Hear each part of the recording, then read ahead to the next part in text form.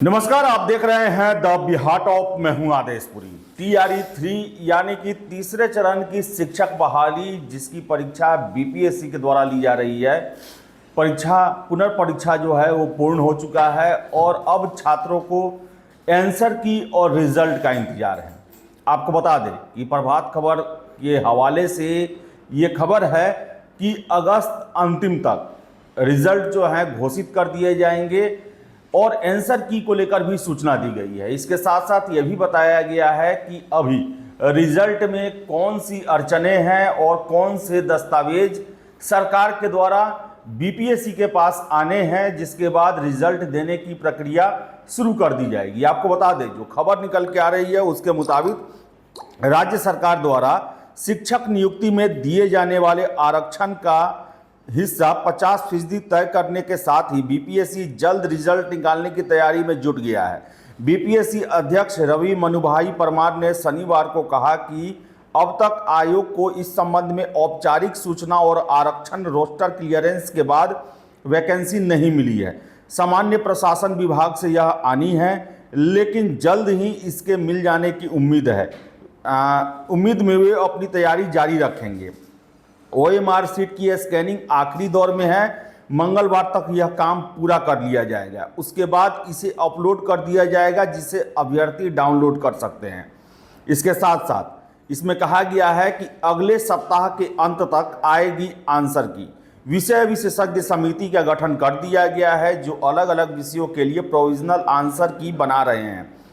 OMR sheet upload करने के अगले दिन से प्रोविजनल आंसर की निकलनी शुरू हो जाएगी और अगले सप्ताह के अंत तक अलग अलग विषयों की प्रोविजनल आंसर की को निकाल दिया जाएगा। उसके बाद उन पर आपत्ति ली जाएगी। फिर विशेषज्ञ समिति द्वारा उन पर विचार और आपत्ति से सहमत होने की स्थिति में आंसर की में अपेक्षित संशोधन के बाद दूसरी प्रोविजनल आंसर की जारी की जाएगी।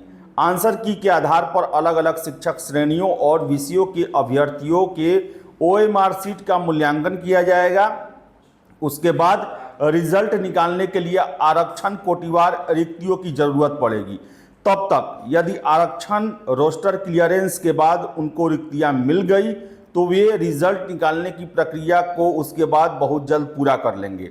अगस्त माह के अंत तक तीसरे चरण की शिक्षक नियुक्ति परीक्षा का रिजल्ट निकलने की संभावना है। तो आपको बता दें कि मंगलवार तक जो ओएमआर की स्कैनिंग चल रही है वो पूरी हो जाएगी। यानी कि आपको बता दें कि एग्ज़ाम होने के बाद जो ओएमआर सीट आयोग पहुंचता है उसका सबसे पहले स्कैनिंग किया जाता है। स्कैनिंग करके उसे छात्रों को डाउनलोड करने के लिए दे दिया जाता है, ताकि छात्र ये आश्वस्त हो सकें अपने बिना चेक हुए ओएमआर सीट को लेकर। कोई आपत्ति है तो उसे भी आप दर्ज करा सकते हैं। जब ये ओएमआर सीट अपलोड हो जाएगा उसके बाद आंसर की आना शुरू होगा। उसके बाद आंसर की पर आपत्ति ली जाएगी, फिर से उनको सही किया जाएगा। अगर कोई आपत्ति होती है तो कुछ संशोधन करना हो तो किया जाएगा। उसके बाद फाइनल आंसर की जारी किया जाएगा।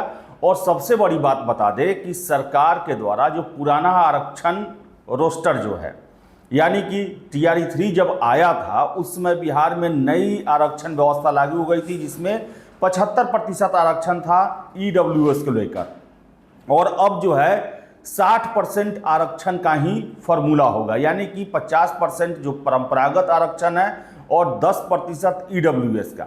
और इसके लिए ज़रूरी है कि फिर से रोस्टर जो है वो बीपीएससी को सरकार के द्वारा यानी कि शिक्षा विभाग के द्वारा भेजा जाए।